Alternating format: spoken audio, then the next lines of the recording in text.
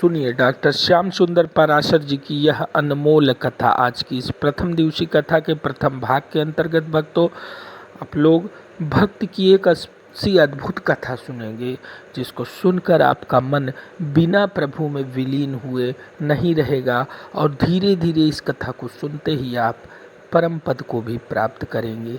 तो इसीलिए गुरुदेव भगवान के मुखार बिंदु से यह पतित पावन कथा अवश्य सुने। श्री राधे राधे।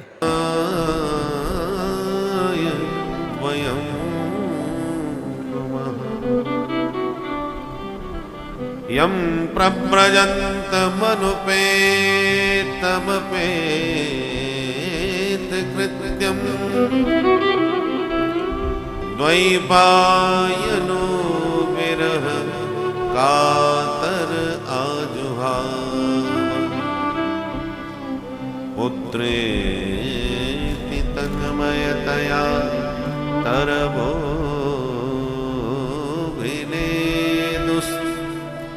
तं सर्वभूतहृदयं मुनिमानतोऽस्मि तं सर्वभूतहृदयं मुनिमानतोऽस्मि। परम मंगलमय परात्पर परम अखिलेश्वर अकारण कर्ण करुणा वरुणालय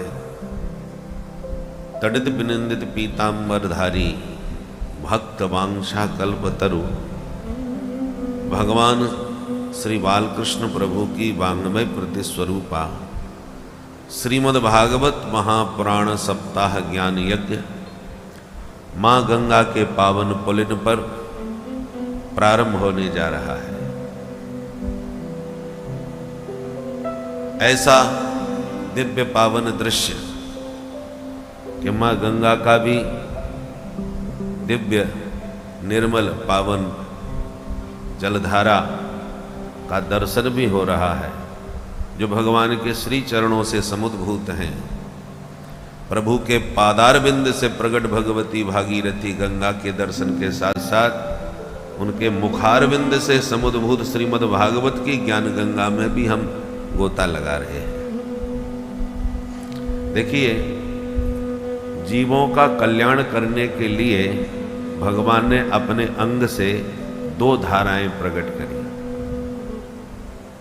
जो चरणारविंद से प्रकट हुई वो भागीरथी, जो मुखारविंद से प्रकट हुई वो भागवती।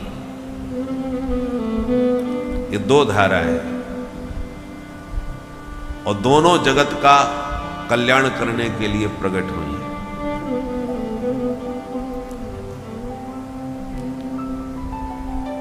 गंगा जी में स्नान करने से तन शीतल और निर्मल हो जाता है। भागवत की ज्ञान गंगा में गोता लगाने से मन शीतल, मन शांत और मन के मैल भी धुल जाते हैं। मन की मलिनता मिट जाती है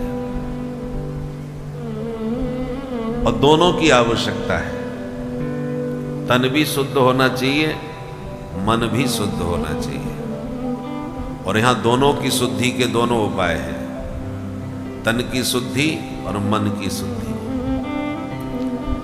कोई भी शुभ कर्म हम लोग करते हैं तो सबसे पहले एक मंत्र पढ़ा जाता है, अपवित्रः पवित्रो वा सर्वावस्थांगतोऽपि वा यस्मरेत् पुंडरीकाक्षं स बाह्याभ्यन्तरः शुचिः। अर्थ स्पष्ट है, कोई व्यक्ति कितना भी अशुद्ध हो, अपवित्र हो, किसी भी स्थिति परिस्थिति अवस्था में हो,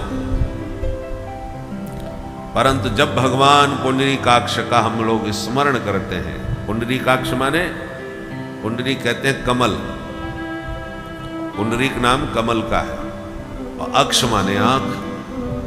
कमल जैसे हैं विशाल नेत्र जिनके, वो भगवान का नाम है पुंडरीकाक्ष। यस्मरेत पुंडरीकाक्षम वो कमल नयन भगवान का जब हम लोग स्मरण करते हैं तो स्मरण करते ही सब बाह्याभ्यंतर शुचि, प्रभु का स्मरण करते ही हम बाहर और भीतर दोनों प्रकार से शुद्ध हो जाते हैं। तो जिन कमल नयन भगवान का स्मरण करने से ही जीव शुद्ध हो जाता है।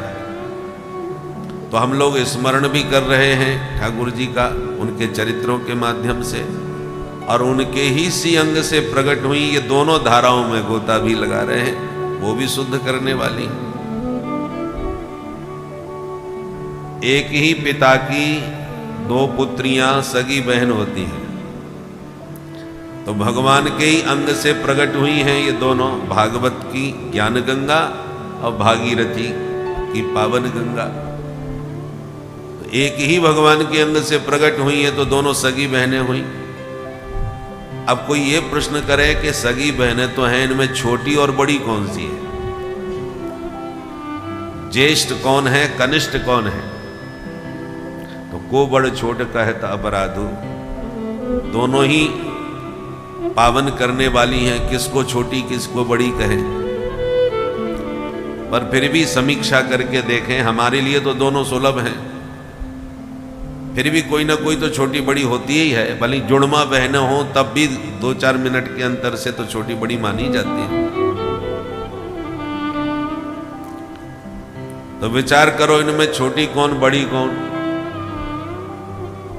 पहली बात, भगवान के पादारविंद से प्रकट हुई हैं भागीरथी गंगा, और मुखारविंद से प्रकट हुई हैं भागवत की ज्ञान गंगा। तो मुख का स्थान ऊपर होता है, चरण का स्थान नीचे होता है। इस दृष्टि से बड़ी बहन तो भागवत की ज्ञान गंगा है, छोटी बहन भागीरथी गंगा है। इसलिए पहले उधर नहाओ, उसके बाद यहां आओ। छोटी पहले मिलती है, बड़ी बाद में। तो पहले गंगा जी में स्नान करो, तन निर्मल और शीतल हो जाए, तब भागवत की ज्ञान गंगा में फिर गोता लगाने बैठ जाओ। तो इस दृष्टि से ये बड़ी हुई। दूसरी दृष्टि से हम दोनों में गोता लगा रहे हैं, दोनों में नहा रहे हैं, परंतु जब गंगा जी में नहाने जाओ तो जरा सावधानी रखो। सावधानी के साथ गंगा जी में गोता लगाना चाहिए। ज्यादा भीतर गए तो गए, इसलिए सजग और सावधान होकर के वहां नहाने की आवश्यकता है। ज्यादा भीतर न जाइएगा।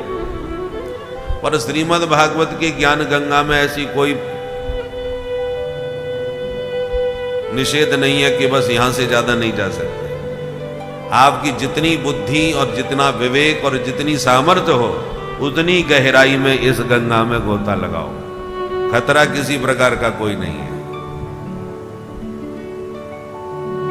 दरस परस और मज्जन पाना, हर व्यक्ति अपनी अपनी गति के अनुसार गमन करता है, प्रवेश करता है। बड़े बड़े परमहंसों की ये पावन संहिता है। सुखदेव जी जैसे परमहंस भी गोता लगा रहे हैं, और हम जैसे अल्पज्ञ लोग भी नहा रहे हैं। पर इसकी गहराई का किसी ने था नहीं पाया। अनंत गहराइयां इस भागवत की ज्ञान गंगा में है। अब हमारी तुम्हारी जितनी सामर्थ्य हो, उस सामर्थ्य के अनुसार गोता लगाओ, गहराई में जाओ।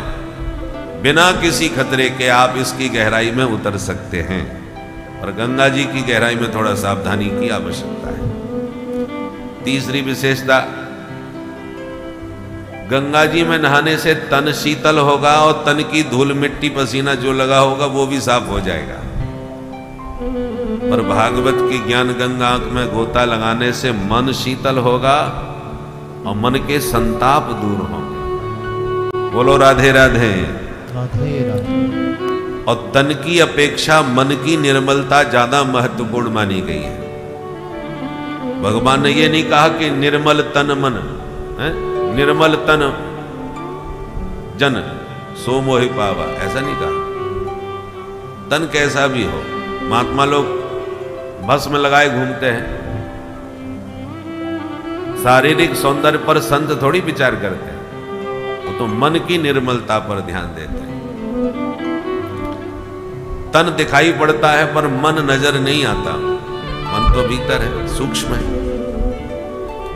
शरीर तो स्थूल है, मन सूक्ष्म है। और भगवान सूक्ष्म मन की निर्मलता से मुक्त होते हैं।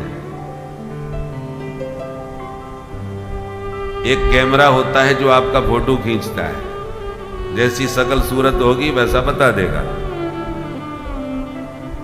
और एक होता है एक्सरा, वो तुम्हारी शकल नहीं, तुम्हारे भीतर का फोटो खींचता है। भीतर क्या गड़बड़ी चल रही है वो सब एक्सरा बताता है।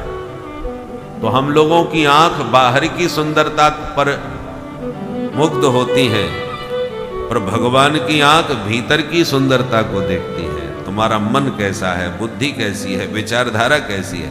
अंतरात्म दृक्, वो भीतर के दृष्टा है। और भीतर की दृष्टि होने के, हमारी दृष्टि तन पर होती है, माधव की दृष्टि मन पर होती है। इसलिए भगवान ने कहा निर्मल मन जन सो मोहि पावा। निर्मल मन जन सो मोहि पावा। निर्मल मन जन सो मोहि पावा। निर्मल मन जन सो मोहि पावा। मोहि कपट छल छिद्र न भावा। मोहि कपट छल छिद्र न भावा। छल छिद्र न भावा।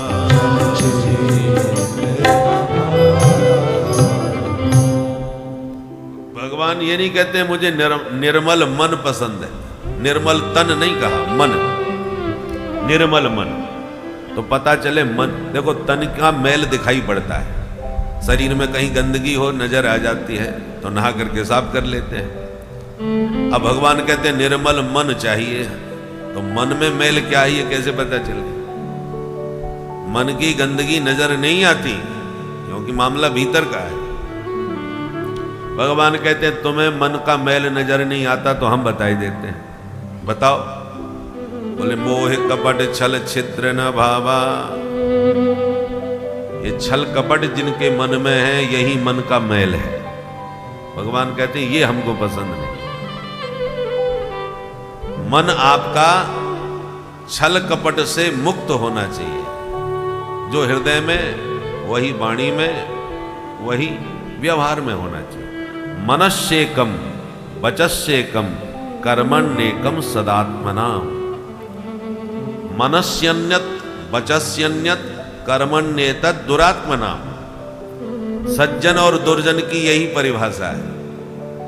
मनसा वाचा कर्मणा जो एक दिखता है वो सज्जन है, वो निर्मल है।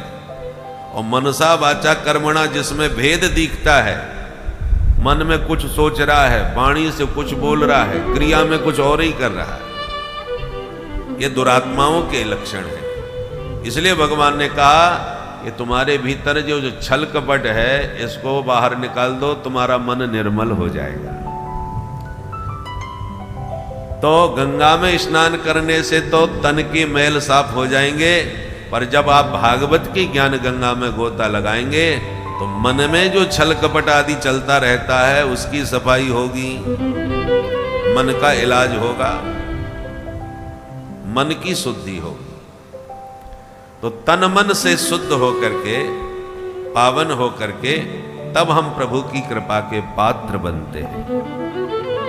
इसलिए ये आयोजन गंगा तट पर है ताकि ज्ञान गंगा में भी आप नहा के मन को निर्मल बनाएं और भागीरथी गंगा में नहा करके भी देह की शुद्धि करके शरीर को भी निर्मल बनाएं। बोलो भागवत भगवान की जय।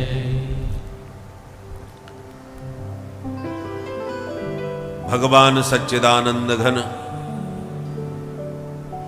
जो विश्व की उत्पत्ति पालन संहार के कारण हैं, जिनकी शरण में आते ही जीव के तीनों प्रकार के संताप समाप्त हो जाते हैं, ऐसे श्री बालकृष्ण प्रभु के पाद पद्मों में हम सब मिलकर के बारंबार प्रणाम करते हैं। श्री कृष्णाय वयम नमः। यह पावन कथा नैमिषारण्य की पुण्य भूमि में सूत जी महाराज, सौनक आदि 88,000 ऋषियों को श्रवण करा रहे हैं।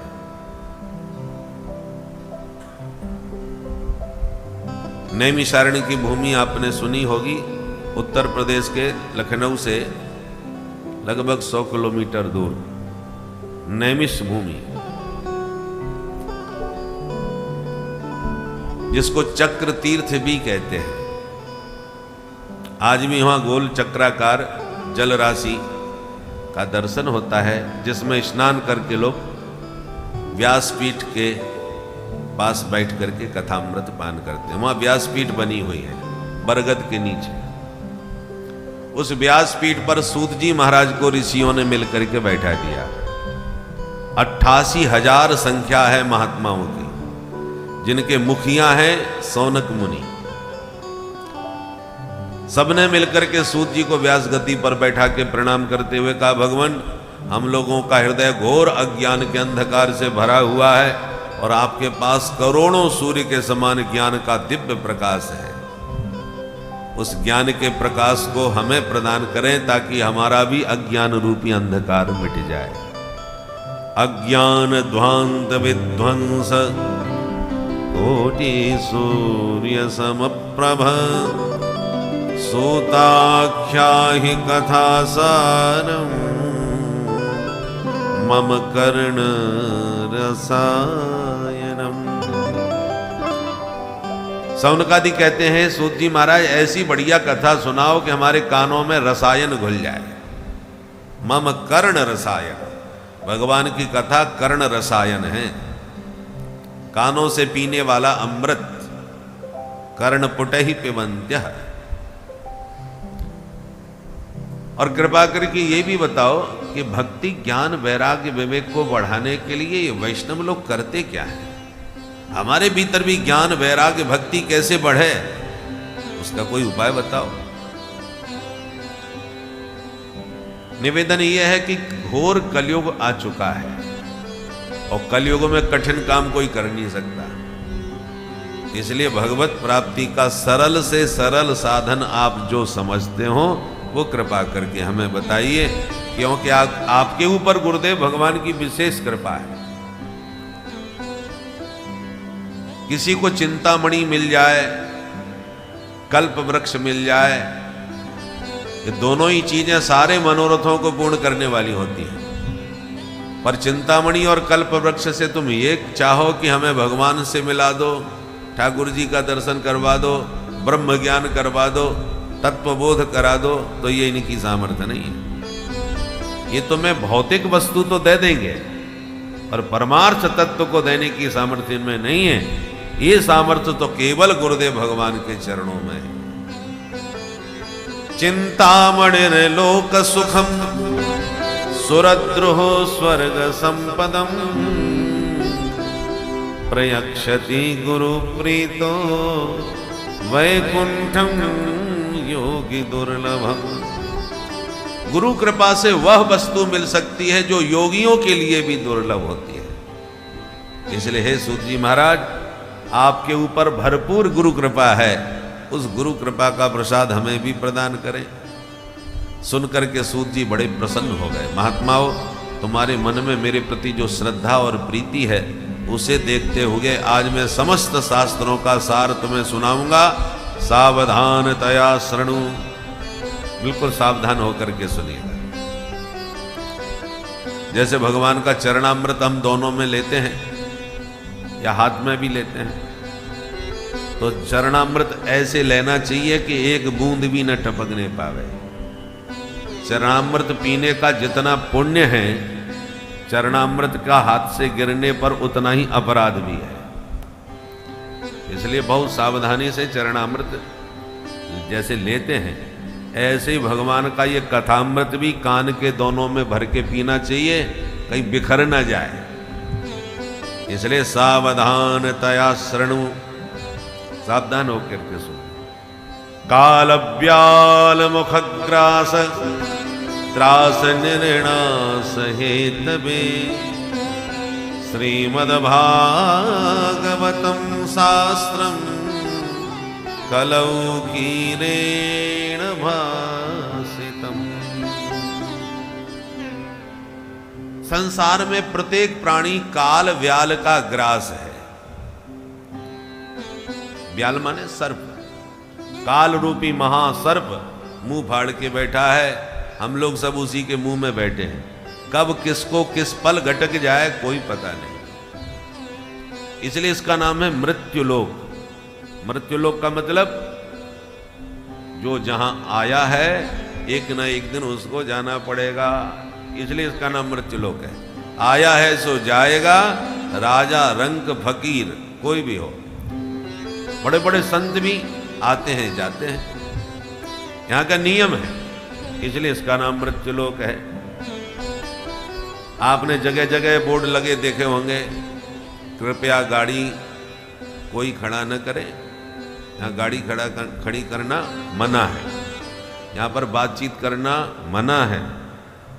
कहीं ऐसा बोर्ड देखा है यहाँ मरना मना है, प्लीज यहाँ कोई ना मरे, कहीं नहीं लिख सकते आप सारी धरती पर, क्योंकि नाम ही इसका मृत्युलोक है। ऐसी कोई जगह नहीं जहां मृत्यु की पहुंच न हो, वो कहीं भी पहुंच सकती है। इसलिए काल व्याल मुखग्रास, हर प्राणी यहां काल व्याल का ग्रास बना बैठा है। अब वो काल व्याल की मर्जी है किसको किस वक्त गटके उसका, इसलिए इसका नाम है संसार। संसार का अर्थ जानते हैं? संसार का अर्थ होता है सरकने वाला। संसरति इति संसारः, जो सनई सनई माने धीरे धीरे सरकता जा रहा है उसका नाम संसार। सब परिवर्तनशील हैं। आप अपने को ही देख लो, पहले आप बच्चे थे, देखते देखते बचपना सरक गया, आप जवान हो गए, धीरे धीरे जवानी सरक गई, आप बुढ़े हो गए, धीरे धीरे बुढ़ापा भी सरकते सरकते और एक दिन बिल्कुल सरक गए। इसीलिए इसको संसार कहते हैं। सनई सनई सरकता जा रहा है, हर क्षण व्यक्ति बदलता है, पर बदलाव की गति इतनी बारीक है कि आप किसी को देख नहीं पाएंगे बदलते हुए। आप किसी को 24 घंटे देखते रहो टुकुर टुकुर, वो कब बदला, कितना बदला, कैसे बदला, आप नहीं समझ पाएंगे। समझ में कब आएगा? जब किसी को 10 साल के बाद देखेंगे, अरे साहब आप तो बहुत बदल गए, बहुत मोटे हो गए, या बहुत पतले हो गए, या बहुत काले हो गए, या बड़े गोरे हो गए। परिवर्तन तो होता है, परंतु 10-5 साल के बाद किसी को देखोगे तब वो बारीक से बदलता हुआ परिवर्तन आपको एक साथ दिखेगा। परंतु वो 24 घंटे आपके साथ में रहे तब नहीं देख पाएंगे आप ये कब बदल गया, कैसे बदल गया। इसलिए इसका नाम संसार है। ये बहुत धीरे धीरे बदलता है, सरकता है, और सरकते सरकते एक दिन सरका के ले जाता है, सबकी आंखों से ओझल कर देता है। परंतु ये पक्की बात है, यहां कोई ना परमानेंट, चाहे लगा लो ओ के साबुन, चाहे लगा लो सेंट, यहां पर कोई ना परमानेंट। काम क्रोध मद लोभ मोह के खुले हैं रेस्टोरेंट, काम क्रोध मद लोभ मोह के खुले हैं रेस्टोरेंट, खा लो पी लो मौज उड़ा लो फिर होगा पेमेंट। यहां पर कोई ना परमानेंट, परमानेंट कोई नहीं है। बड़े बड़े दिग्गज लोग आए, धीरे धीरे सब चले गए, कुछ रोके जाते हैं, कुछ हंसते हुए मुस्कुराते हुए जाते हैं। महात्मा लोग तो जीते जी समाधि ले लेते हैं, उनको कोई कष्ट नहीं होता। मृत्यु का रहस्य जो जान जाते हैं वो मृत्यु को मंगल महोत्सव के रूप में मनाते हैं। मृत्यु किसे कहते हैं? विचार कीजिए थोड़ा। मृत्यु का ही एक दूसरा नाम है चिर निद्रा। चिर निद्रा माने हमेशा के लिए सो जाना। सोते तो हम प्रतिदिन हैं, रात में सोते हैं, सवेरे जग जाते हैं, परंतु चिर निद्रा उसको कहते हैं जो सोया तो सोते ही रह गया, उसको मृत्यु की निद्रा कहते हैं। अब जरा विचार है, लोग कहते हैं मरते समय बड़ा कष्ट होता है भाई। अब थोड़ा विचार करो, मृत्यु में कष्ट होता है कि नहीं? अब जिसको एक्सपीरियंस तो किसी को हो नहीं सकता, जो गया वो बताने के लिए आने वाला नहीं, तो कैसे पता चले कि मरने में कष्ट होता है कि नहीं होता भाई? तो एक व्यवहारिक दृष्टि से विचार करो, जब मृत्यु को चिर निद्रा का नाम दिया गया है तो निद्रा का ही दूसरा स्वरूप मृत्यु है।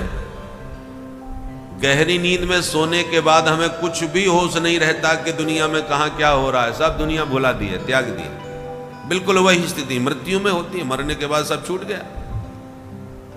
नींद में भी सब कुछ छूट जाता है। तो जरा विचार करो, नींद में किसी को कष्ट होता है क्या?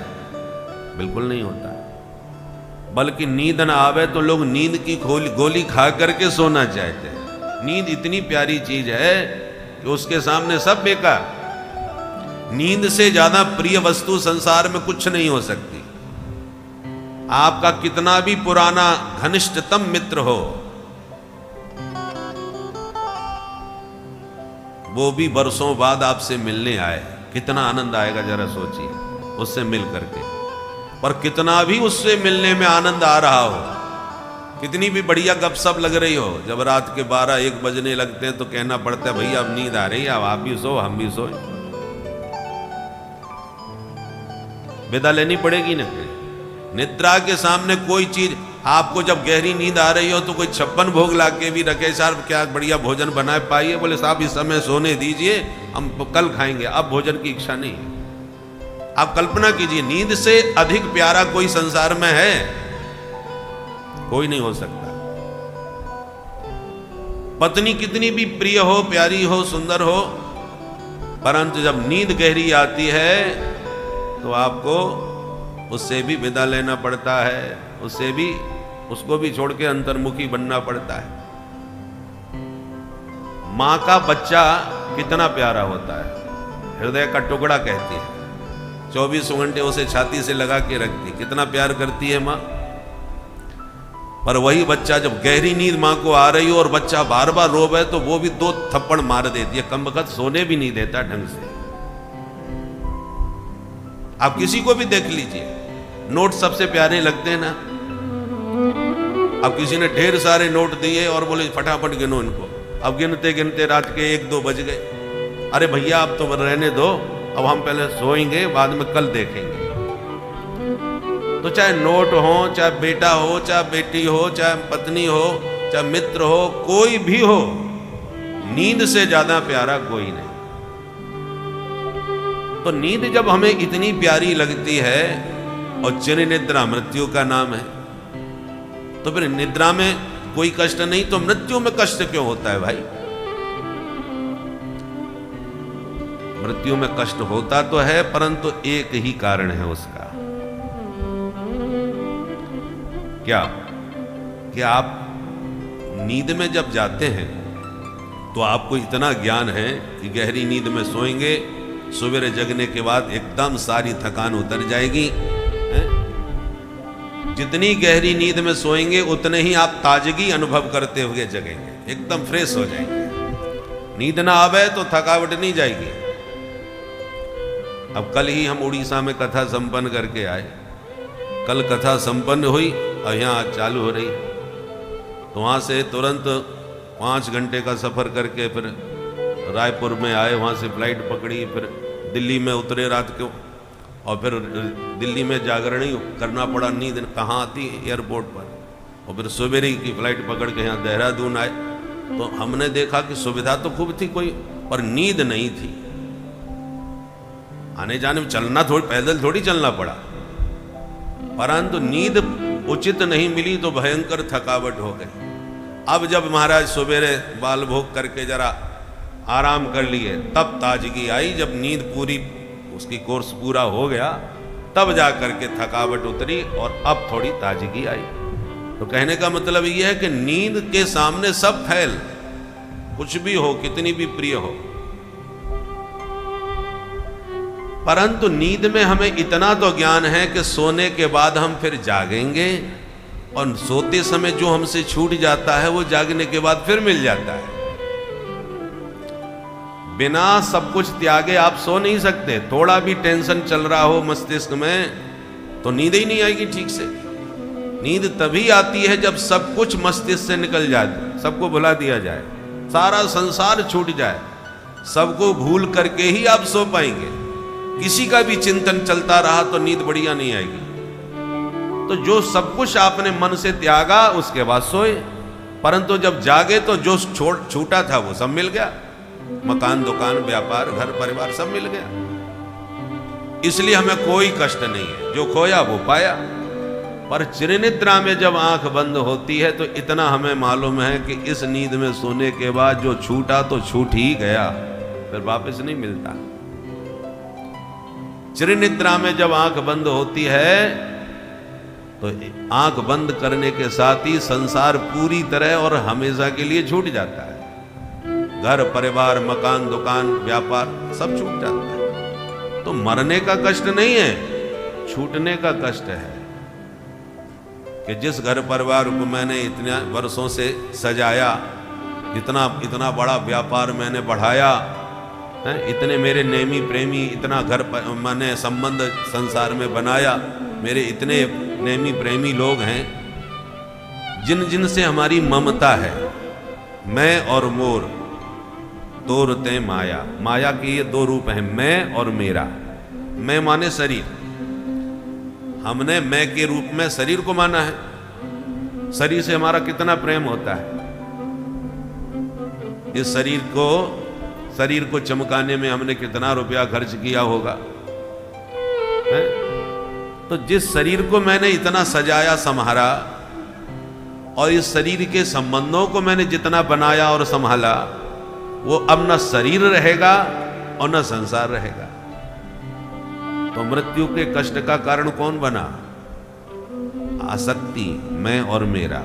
शरीर में आसक्ति, संबंधों में आसक्ति जितनी अधिक होगी, मृत्यु में उतना ही अधिक कष्ट होगा। और न शरीर में आसक्ति है, न संसार के संबंधों में आसक्ति है। जीते जी यदि आपने अभ्यास जीवन का ऐसा बना लिया कि किसी में आसक्ति नहीं रह गई, तो आप मुस्कुराते हुए जाइए, कोई कष्ट आपको नहीं होगा। क्योंकि जो छोड़ने का ही तो कष्ट है। हम पहले ही छोड़ के बैठ गए तो अब काहे का कष्ट? आपसे कोई 10 लाख रुपया मार पीट करके ले जाए तो 10 दिन तक आप सो नहीं पाएंगे। अब मारे पीटे नहीं, वैसे भी चोरी करके ले जाए तो भी आपको नींद नहीं आएगी कि 10 लाख चले गए। और आप किसी को 10 लाख रुपया जब दान कर देते हो अपने हाथ से, तो बड़े गौरव के साथ कहते हो, बड़ी प्रसन्नता के साथ बताते हो, उस समय कोई कष्ट नहीं। गया तो तब भी, दान आपने दिया तब भी गया, पर आपकी मर्जी से गया, आपके हाथ से गया, आपकी इच्छा से गया। परंतु जो छीन के चुरा के ले गया वो आपकी इच्छा के विरुद्ध गया। इच्छा के विरुद्ध जाने पर कष्ट होता है, अपनी इच्छा से देने में कोई कष्ट नहीं होता। बस यही नियम मृत्यु पर है। यदि आपने संसार को मन से पूरी तरह त्याग दिया, दे दिया, तो आपको फिर त्यागने का कोई कष्ट नहीं होगा। और यम के दूत जबरदस्ती आपसे संसार छुड़ा करके आपको ले जाएं तो उतना ही अधिक कष्ट होगा। इसलिए हमारे ऋषियों ने जो 4 आश्रम बनाए हैं, पहला ब्रह्मचर्य आश्रम, दूसरा गृहस्थ आश्रम, तीसरा वानप्रस्थ आश्रम और चौथा संन्यास आश्रम। ये 4 आश्रम है। 100 साल की मनुष्य की यदि उम्र है तो 25-25 साल के 4 विभाग कर लो जीवन में। प्रारंभ के 25 वर्ष जो है खूब पढ़ाई लिखाई में लगाओ। ये ब्रह्मचर्य आश्रम अध्ययन के लिए होता है। जितना करना है अध्ययन खूब कर लो, जितनी पढ़ाई करनी है करो। पर 25 वर्ष के बाद अध्ययन संपन्न करके सदगृहस्थ मार्ग में चले जाओ, विवाह करो, फिर संसार का भी स्वरूप देखो, समझो।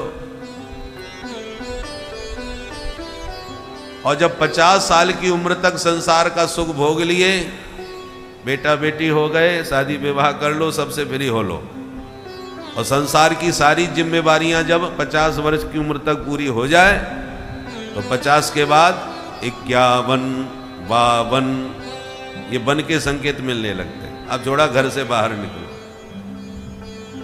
बगल में ये ना वानप्रस्थ आश्रम, माने वन को प्रस्थान करना। वानप्रस्थ का मतलब क्या है? वन की ओर प्रस्थान करो, माने घर से थोड़ा बाहर निकलो। अभी तक 50 वर्ष की उम्र में तो बेटा बेटियों के विवाह, उनकी जिम्मेवारी सब कंधे पे, तो उनका निर्वाह कर लो, और फिर सबसे फ्री हो करके 50 के बाद वन की ओर प्रस्थान कर दो, वो है वानप्रस्थ। देखो, एकदम कोई चीज छोड़ने में बहुत कष्ट होगा, नहीं छूटेगी, उसका अभ्यास करना पड़ेगा। इतने वर्षों तक जिन परिवार के बीच में इतना घुल मिल करके रहे, उनके बिना तुम रह नहीं पाए। 2 दिन के लिए भी बाहर कहीं जाते थे तो टेलीफोन करके पूछ लेते थे घर में सब ठीक ठाक चल रहा है कि नहीं, दुकान पे कौन गया भाई, आदि आदि सब पूरी जानकारी रखते थे। जिम्मेवारी सब आपके कंधे पर थी। अब इतना जिम्मेवारी जिसकी निभाई, आपको एक झटके में उसको कैसे छोड़ दोगे भाई? समय लगेगा, उसके लिए अभ्यास करना पड़ेगा। जो अभ्यास करते हैं वही छोड़ पाते हैं। अभ्यास कैसे करें? बोले साहब, परमार्थ निकेतन में ऋषिकेश में कथा हो रही है, बच्चों से कहा कि तुम लोग जरा घर संभालना, हम 7 दिन जरा कथा सुनेंगे वहाँ। तो कोई घर वाला भी मना नहीं करेगा, बच्चे भी मना नहीं करेंगे, ठीक है घूम आओ भाई, घूमने के बहाने ही आओ, पर 7 दिन तक ऐसा अभ्यास करो कि घर का चिंतन ना बने। पूरी तरह भागवत के चिंतन में, भगवान के चरित्रों का श्रवण करने में, गंगा जी की आराधना में, गंगा जी के दर्शन करते हुए, माने पूरा 7 दिन अध्यात्ममय हो जाए, परमार्थ चिंतन में। परमार्थ निकेतन में है तो परमार्थ चिंतन में ही रहे, परमार्थ में ही रहे, व्यवहार संसार में ज्यादा न फंसे। और फिर मन को टटोल के देखो, 7 दिन में ईमानदारी से तुम कितने मुक्त हो पाए, घर को कितना भूल पाए। प्रतिदिन यदि देखो, आजकल तो ऐसा है कि मोबाइल से रोज वीडियो कॉल करके देखते रहो, तो फिर छूटा नहीं, वो तो आप मन से तो उधर ही चिपके हो, शरीर से जरूर आ गए बाहर, पर मन तो अभी उधर ही चिपका हुआ है। इसलिए 7 दिन में अभ्यास ऐसा बनाओ कि घर वाले तुम्हारे बिना रहना सीख जाएं, तुम उनके बिना भी रहना सीख लो। 7 दिन के लिए समय निकालो, फिर दोबारा कभी योजना बनाओ कि साहब अब के कार्तिक महीना आ गया है, हमारा मन है अब की बार तो पूरे 1 महीना कार्तिक गंगा नहाएंगे। 1 महीने का अभ्यास बनाओ, और ये तभी होगा जब जिम्मेवारी तुम्हारी पूरी हो जाएंगी। नहीं जिम्मेवारी होगी तो भागना पड़ेगा। धीरे धीरे बच्चों को जिम्मेदार बनाओ। जब आप नहीं रहोगे तो जिम्मेवारी अपने आप उनको निभानी पड़ेगी। जब आप रहोगे तो वो निश्चिंत रहते हैं कि बैठे हैं, सब संभाल लेंगे, हमको क्या जरूरत। जब तक कंधे पर जिम्मेवारी उनके नहीं डालोगे तब तक वो तैयार नहीं होंगे। तो धीरे धीरे इस प्रकार से समय निकालना चाहिए। हाँ? और जो जो आप इधर समय निकालना प्रारंभ कर दोगे, समय बढ़ाना चालू कर दोगे, उधर बच्चे भी जिम्मेवारी निभाना चालू कर देंगे। आपके बिना रहने का अभ्यास उन्हें बन जाएगा, आपको उनके बिना रहने का अभ्यास बन जाएगा। इस संसार में दुख का सबसे बड़ा कारण यही है कि जहाँ सुमिरन और भजन नहीं होता वहीं दुख होता है। कहा भी गया है सुंदर कांड में, प्रभु श्री हनुमान जी से कहते हैं कि हे हनुमान जी, इस संसार में दुख का सबसे प्रमुख कारण यही है कि प्रभु का भजन ना होना, प्रभु की भक्ति ना होना। जिस घर में प्रभु का भजन, प्रभु की भक्ति भाव है, उस घर में कभी क्लेश नहीं आता, वह घर सदैव सुख शांति से परिपूर्ण रहता है। इसीलिए भक्तों, आप लोग भी कथा को सुनकर आपको यह ज्ञान तो अवश्य हुआ कि ईश्वर ही सर्वत्र और सब कुछ है।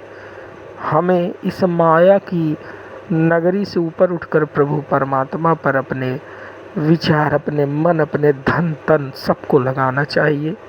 इसके बाद आप वास्तविक सुख परमानंद को प्राप्त करेंगे और परम प्रभु के श्री चरणों में विलीन होंगे भक्तों।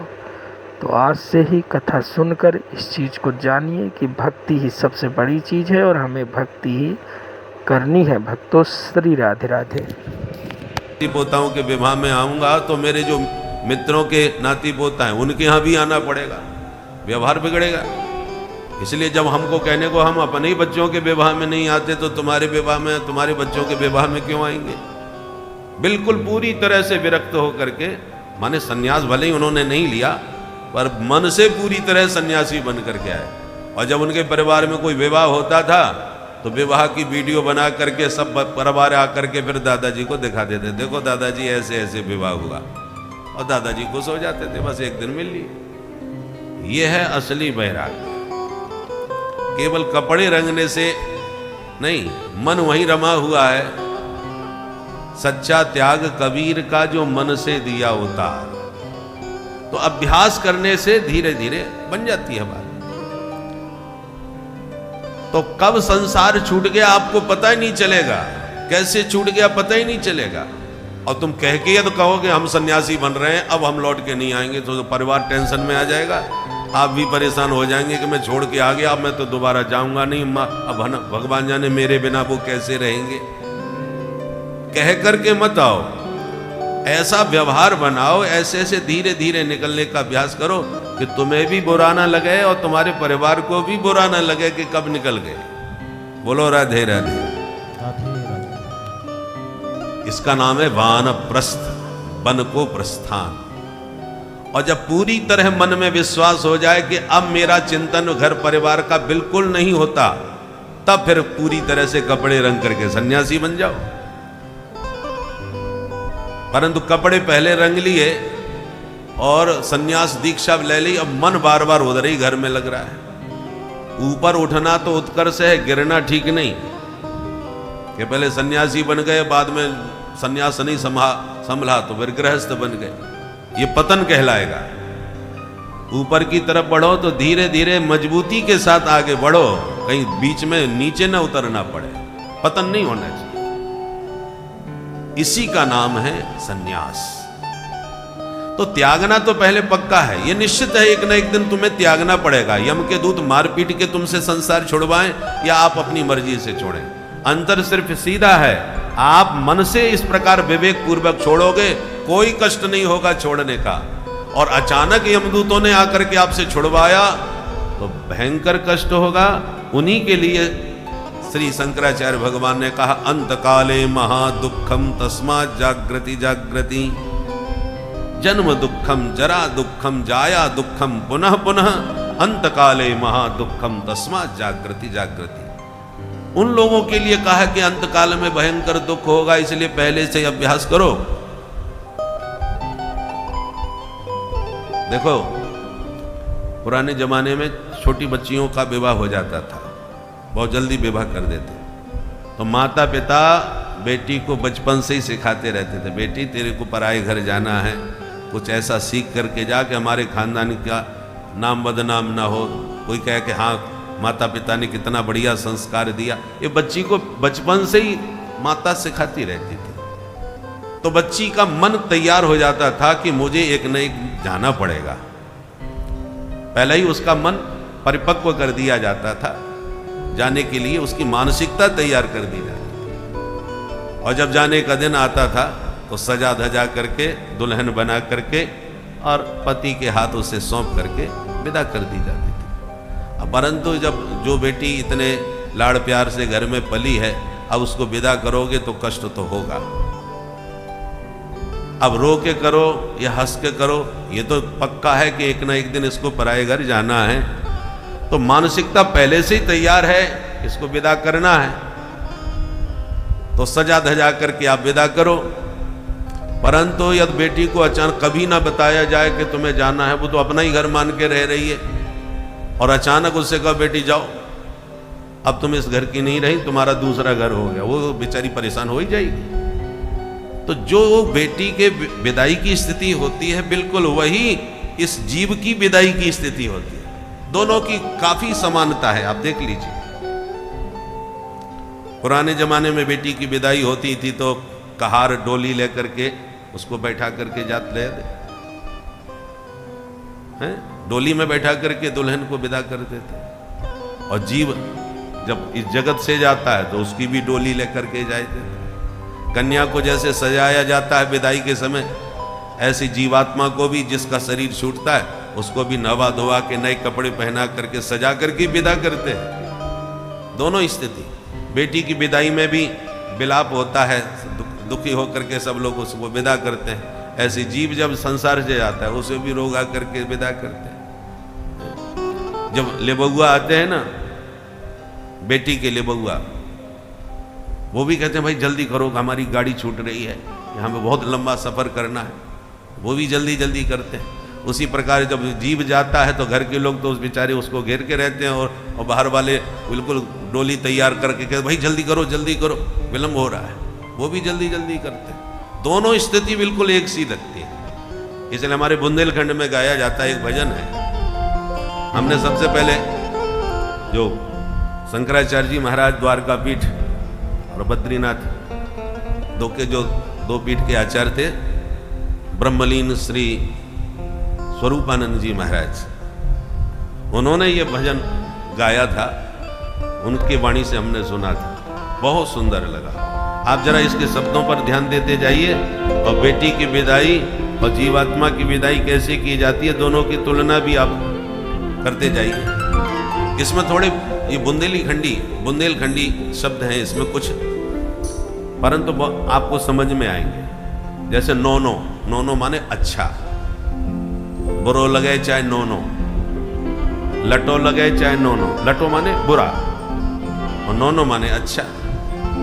अब अच्छा लगे चाहे बुरा लगे, एक ना एक दिन बेटी को विदा तो करना है। आइए मेरे साथ आप भी गुनगुना करके उस भाव का स्मरण करें। अरे बुरो लगे चाहे नोनो जी, बुरो लगे चाहे नोनो जी, एक दिन गोनो होनो जी। बुरो लगे चाहे नोनो जी, एक दिन गोनो होनो जी। बुरो लगे चाहे नोनो जी, एक दिन गोनो होनो जी। बुरो लगे चाहे नोनो जी, एक दिन गोनो होनो जी। अरे एक दिन गोनो होनो जी, अरे एक दिन गोनो होनो जी। पहले विवाह जल्दी करते थे पर गौना बहुत दिनों बाद होता था। असली बेटी की विदाई तो गौने में ही होती थी। बुरो लगे चाहे नोनो जी, एक दिन गोनो होनो जी। बुरो लगे चाहे नोनो जी, एक दिन गोनो होनो जी। एक दिन गोनो होनो जी, गोनो होनो जी। आए लिबुआ लौटत नैया, आए बउआ लौटत नैया। अरे आए लिबुआ लौटत नैया, आए बउआ लौटत नैया। लौटत नैया ये लौटत नैया, लौटत नैया ये लौटत नैया। चाहे तौल दो सोनो जी, सोनो जी, नोनो जी। अरे बुरो लगे चाहे नोनो जी, एक दिन गोनो होनो जी। बुरो लगे चाहे नोनो जी, एक दिन गोनो होनो जी। और विदाई के समय स्थिति क्या बनती है? अरे भीतर गोरी मांग संभारे, गोरी मांग संभारे। भीतर गोरी मांग संभारे, गोरी मांग संभारे। मांग संभारे गोरी मांग संभारे, संभारे गोरी मांग संभारे। और बाहर हो रहो रोनो जी, रोनो जी, एक दिन गोनो होनो जी। बाहर हो रहो रोनो जी, एक दिन गोनो होनो जी। बुरो लगे चाहे नोनो जी, एक दिन गोनो होनो जी। बुरो लगे चाहे नोनो जी, एक दिन गोनो होनो जी। चार मिले जन घाट उठावे, चार मिले मिल खाट चार जने मिल खाट उठावे, चार जने मिल खाट उठावे, फिर ले चल होनो जी, होनो जी। ले चल होनो जी, एक दिन कोनो होनो जी। अरे ले चल होनो जी, बुरो लगे चाहे दोनों जी। ले चल होनो जी, बुरो लगे चाहे दोनों जी। अरे बुरो लगे चाहे दोनों जी, एक दिन कोनो होनो जी। बुरो लगे चाहे दोनों जी, एक दिन कोनो होनो जी। कहत कबीर सुनो भई साधो, कबीर सुनो भई साधो। प्राय ये जरूरी नहीं है ये कबीरदास जी का ही हो, जो भी भजन वगैरह बनाते हैं लोग उसमें ये छाप लगाई देते हैं, मीरा के प्रभु गिरधर नागर, कहत कबीर सुनो भई साधो, ये केवल छाप लगा देते हैं, जरूरी नहीं है कि उन्हीं का ही हो, पर जिसने भी बनाया भाव अच्छा है। अरे कहत कबीर सुनो भई साधो, कबीर सुनो भई साधो, सुनो भई साधो, सुनो भई साधो, भई साधु सुनो भई साधो। अरे सतगुर नाम ठिकानो जी, ठिकानो जी, एक दिन गोनो होनो जी। सतगुरु नाम ठिकानो जी, एक दिन कोनो होनो जी। अरे सतगुर नाम ठिकानो जी, एक दिन गोनो होनो जी। सतगुरु नाम ठिकानो जी, एक दिन कोनो होनो जी। अरे लटो लगे चाहे दोनों जी, एक दिन दोनों होनो जी। लटो लगे चाहे दोनों जी, एक दिन कोनो होनो जी। अरे बादिन सब खारोनो जी, होनो जी। अरे चाहे तौल दो सोनो जी। चाहे तोल दो सोनो जी। अरे ले चल होनो जी। ले चल होनो जी। अरे बुरो लगे चाहे दोनों जी। बुरो लगे चाहे दोनों जी। बोल भक्त वत्सल भगवान की। जय। इसलिए हर व्यक्ति को अपने चलने की तैयारी करके रखना चाहिए। देखो जितना लंबा सफर होता है उसकी तैयारी में भी उतना ही समय ज़्यादा लगता है। आपको आसपास 40-50 किलोमीटर पे जाना है तो कोई तैयारी की जरूरत नहीं, जब चाहो जाओ और लौट आओ।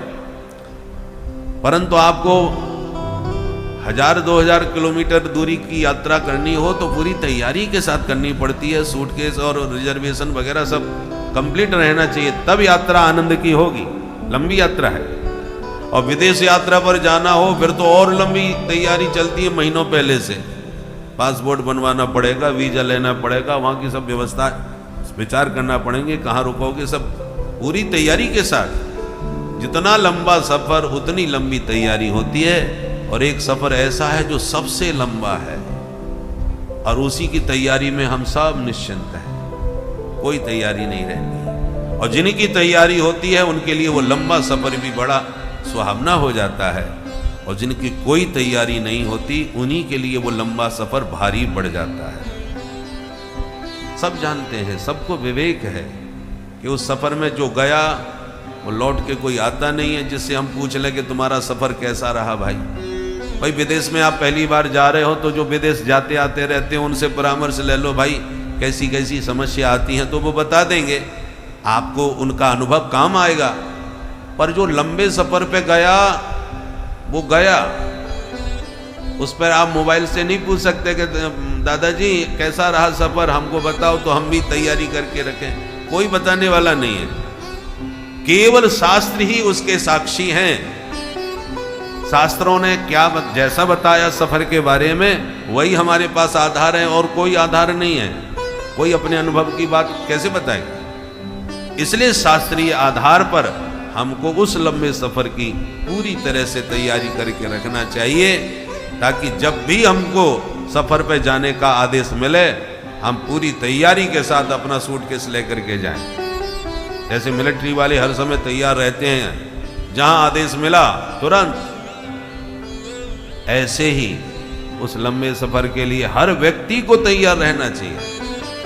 क्योंकि किसी को अपने, इसलिए संसार को सागर कहा जाता है, संसार सागर, भव सागर। क्यों? सागर का मतलब क्या है? बिल्कुल जो संसार की स्थिति है वही सागर की स्थिति है, समुद्र की। समुद्र में आप एक किनारे खड़े होकर के समुद्र को देखेंगे, एक ही किनारा जहां खड़े हो वही दिखेगा, दूसरा किनारा आपको नजर नहीं आएगा। परंतु जिस किनारे पर आप खड़े हैं उससे सिद्ध हो रहा है कि उसका दूसरा भी किनारा होगा, ये पक्की बात है। आपको नहीं दिख रहा वो बात अलग है, पर है पक्का। उसी प्रकार इस संसार में एक किनारा जीवन का है, मृत्यु का भी तट है पर दिखाई नहीं पड़ता। जन्म का किनारा तो सबको मालूम है, हमारा फलानी तारीख में जन्म हुआ, हम इतने साल के हो गए, तो जन्म की तारीख मालूम है। पर मृत्यु का भी तट निश्चित है दूसरा वाला, पर हमको पता नहीं कि कब वो तट किधर है, कब जाएंगे पता नहीं। परंतु आदि है तो अंत भी होगा, ये पक्का है। दूसरी बात, समुद्र में लहरें उठती रहती हैं एक के बाद एक, कोई छोटी लहर कोई बड़ी लहर, पर लहरें हमेशा उठती रहती हैं, कभी शांत नहीं होता। ऐसी संसार में लहरें उठती रहती हैं। कोई भी पत्रकार नहीं कह सकता आज अखबार में लिखने के लिए कोई समाचार नहीं है। ये संसार सागर में उथल पुथल तो हमेशा लगी रहती है। बस ये है कि जब तक कोई बड़ी घटना न घटी तब तक छोटी घटनाओं की चर्चा होती है। बड़ी घटना घट गई तो छोटी मोटी घटनाएं दब जाती हैं, पर घटनाएं तो निरंतर घटती रहती हैं। कोई ऊंची लहर होती है, कोई छोटी लहर होती है, पर यह नहीं हो सकता कि सागर हमेशा शांत रहे, असंभव। और इस सागर के भीतर ही खतरनाक मछलियां भी हैं, तिमी तिमिंगल, बड़ों बड़ों को खा जाती हैं, जहाजों को पलट डालती हैं। ऐसे ही संसार समुद्र में एक से खतरनाक मगरमच्छ बैठे हुए हैं, कुछ भी कर सकते हैं महाराज। छोटी मछली बड़ी मछली छोटी को खा रही है। संसार की स्थिति को देखिए और समुद्र की स्थिति को देखिए, बहुत कुछ आपको मेल दिखाई पड़ेगा।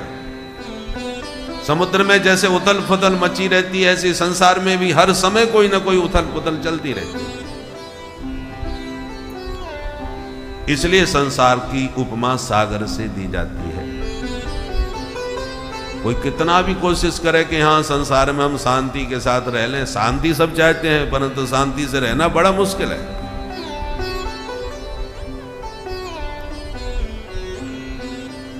तो इस प्रकार काल ब्याल मुखग्रास त्रास निर्णास हेतवे श्रीमद्भागवतम शास्त्रम कलौकीरेण भाषितम। सूत जी कहते हैं, ऋषियों, इस संसार रूपी महासमुद्र के अशांति से बचने के लिए, चित्त को शांत करने के लिए, मन को निर्मल बनाने के लिए भगवान व्यासनंदन सुखदेव जी ने श्रीमद् भागवत शास्त्र को प्रकट किया है। इसकी दिव्यता कितनी अद्भुत है, एक घटना से आप समझ लीजिए कि जिस समय सुखदेव जी भागवत कथा कहने के लिए गंगा के तट पर बैठे परीक्षित को सुनाने के लिए कि सुधा कुंभ्रम गृहीत्वैव देवास्तत्र समागमन, स्वर्ग के देवता अमृत का कलश लेकर के यहां आ गए और सुखदेव जी को प्रणाम करके बोले, महाराज परीक्षित 7वें दिन मरेंगे, इसलिए आप इन्हें भागवत सुना रहे हो। हम इनको अमृत लेके आ गए, आप इनको अमृत पिला दीजिए, ये मरेंगे ही नहीं, आपका काम खत्म। सुखदेव जी बोले तो पिला दो इनको अमृत। देवता बोले अमृत तो हम पिला देंगे, पर बदले में हमें भी कुछ चाहिए। तुम्हें क्या चाहिए? बोले प्रपास्यामो वयम सर्वे श्रीमद्भागवतामृतम। आप जो भागवतामृत इनको पिलाने वाले थे वो हमको पिला दीजिए, इनको हम स्वर्ग का सुधामृत पिला देंगे। सुखदेव जी ने डांटते हुए कहा, ठगिया कहीं के, कांच का टुकड़ा हमको दे रहे हो, करोड़ों की मणि हमसे मांग रहे हो। क्व स्वधा क्व कथा लोके क्व कांचः क्व मणिर्महान् ब्रह्मरातो विचार्यैवं तदा देवांजहासः। सुखदेव जी ने डांट के भगा दिए और न ददौ स कथामृतम, ये हरि कथामृत देवताओं को नहीं दिया। श्रीमद् भागवती वार्ता सुराणाम अपि दुर्लभा, ये वो कथामृत है जो देवताओं के लिए भी दुर्लभ है। देवता जिसके लिए तरसते हैं। हम लोग कितने बड़भागी हैं कि जो देव दुर्लभ कथा है वो हम इस भारत भूमि में गंगा के तट पर पान कर रहे हैं। बोलो भागवत भगवान की।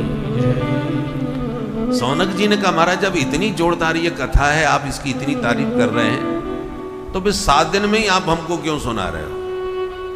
15 दिन 1 महीने आराम से सुनाओ। 88,000 महात्मा सब विरक्त हैं, इनको बेटा बेटियों के विवाह कुछ करने नहीं थे।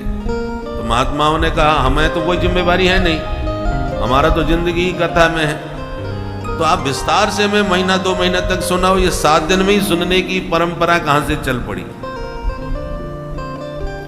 तब सूत जी बोले, ऋषियों 7 दिन में ही सुनने का इसका विशेष महत्व है। और ये परंपरा सनक सनंदन सनातन सनत कुमार इन चारों ऋषियों ने देवर्षि नारद को सुना करके प्रारंभ की। ये परंपरा परीक्षित से प्रारंभ नहीं हुई है। परीक्षित तो 7 दिन के मेहमान थे ही, पर ये परंपरा तो उससे पहले की चल रही है। 7 दिन की परंपरा क्यों चली? क्योंकि जिंदगी में दिन ही 7 होते हैं। रविवार, सोमवार, मंगल, बुध, बृहस्पति, शुक्र, शनि, 8वां दिन है ही नहीं। 7 दिनों की कथा सुनकर के 7 दिनों को इतना दिव्य बना लो कि जब काल रूपी महासर्प आपको काटने आवे तो तुम मुस्कुराते हुए उसका स्वागत करो, घबरा के न भगो। इसलिए 7 दिन की ये कथा कहीं सुनी जाती है। सौनक जी बोले, पर ये बात हमको समझ में नहीं आ रही। क्या? बोले, महाराज हमने तो सुना है नारद जी 2 घड़ी से ज्यादा एक जगह टिकते ही नहीं, घुमक्कड़ महात्मा है, घूमते ही रहते हैं। उनको तो शाप भी लगा है कि वे एक जगह टिक भी नहीं सकते। तो फिर 7 दिन बैठ के नारद जी ने कथा कहां सुनी? थोड़ा विस्तार से हमको ये बात समझाओ। सूत जी कहते, अच्छा सुनो।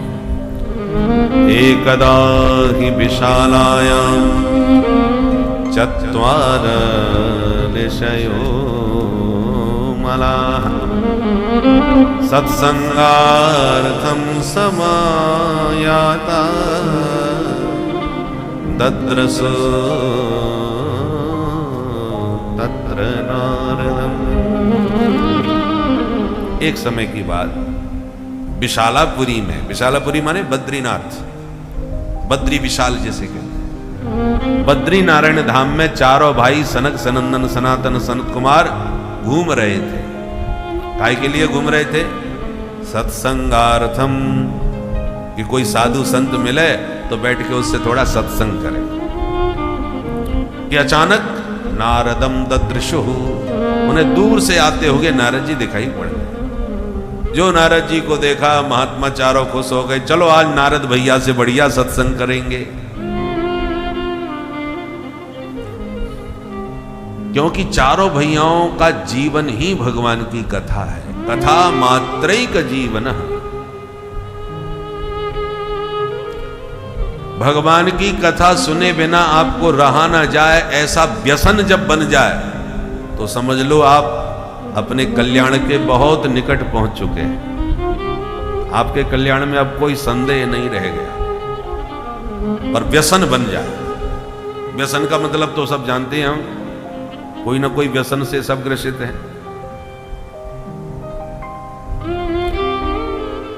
जिसने कभी तंबाकू न खाई हो उसे खिला दो, चक्कर खा के गिर जाएगा। पर धीरे धीरे जब मुंह पर लग जाती है, और जिसको व्यसन बन गया खाने का, उसको खाने को न मिले तो चक्कर आने लगते हैं उससे। महाराज प्रतिबंध है, यहाँ कहीं मिल ही नहीं रही पूड़ी, या उसके बिना तो मूड ही नहीं बनता।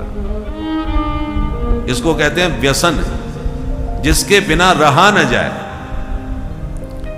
और संतों का व्यसन क्या है? कथा मात्रैक जीवन, कथा ही उनका व्यसन है। सनकादिकों को कुमार कहा जाता है। कुमार का मतलब 5 वर्ष का बालक। 5 वर्ष के बालकों को कुमार कहा जाता है। जब सृष्टि के आदि में ये चारों भाई पैदा हुए ब्रह्मा जी के संकल्प से, तो ब्रह्मा जी ने कहा बच्चों तुम भी बड़े होकर के विवाह शादी करके बच्चे पैदा करो ताकि सृष्टि का विस्तार हो। सृष्टि का आदि का समय था, जनसंख्या थी ही नहीं। तो चारों ने मना कर दिया, पिताजी हम विवाह शादी के चक्कर में नहीं पड़ेंगे। ब्रह्मा जी नाराज हो गए, बच्चे होकर के हमारी बात नहीं मानते, तुम्हें विवाह करना पड़ेगा बड़े होकर।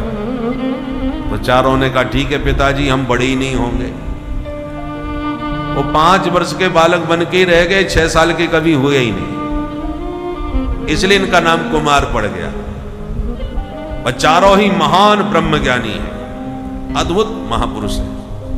एक बार तो वैकुंठ में भगवान से मिलने चले गए सशरीर, और जब भीतर घुसने लगे तो भगवान के जो पार्षद हैं जय विजय, उन्होंने रोक दिए, ए बच्चों भीतर नहीं जा सकते, बाहर रहो। अब उनको क्या मालूम कि इनके पेट में दाढ़ी है। जिनको वो 5 साल का बच्चा समझ रहे थे, तो महान सिद्ध कोटि के महापुरुष क्रोध में आ गए, तुम्हारी इतनी हिम्मत, भगवान से मिलने से रोकोगे हमें? शाप देते हैं तुम 3 जन्म तक राक्षस बन जाओ। लो भगवान के नित्य पार्षद जय विजय, उनको भी उठा के बैकुंठ से नीचे पटक दिया, 3 जन्म तक राक्षस बने महाराज। वे दोनों जय विजय पहले जन्म में बने हिरण्याक्ष हिरण्यकश्यपु, दूसरे जन्म में रावण कुंभकर्ण, तीसरे जन्म में शिशुपाल और दंतवक्र। अब जरा देखिए इनकी शक्ति, जो बैकुंठ में भगवान के पार्षदों को भी नीचे पटक सकते हैं, इनमें कितना बल तपस्या का होगा। ऐसे महान तपस्वी, ऐसा लगता है जैसे चारों वेद, ऋग्वेद यजुर्वेद सामवेद अथर्ववेद मूर्तिमंत हो करके बालक रूप में प्रकट हों, ऐसे तपस्वी चारों भाई हैं। गोस्वामी जी ने वर्णन किया है रामचरितमानस में, ब्रह्मानंद सदा लय लीना, ब्रह्मानंद सदा लय लीना, देखत बालक बहुकालीना,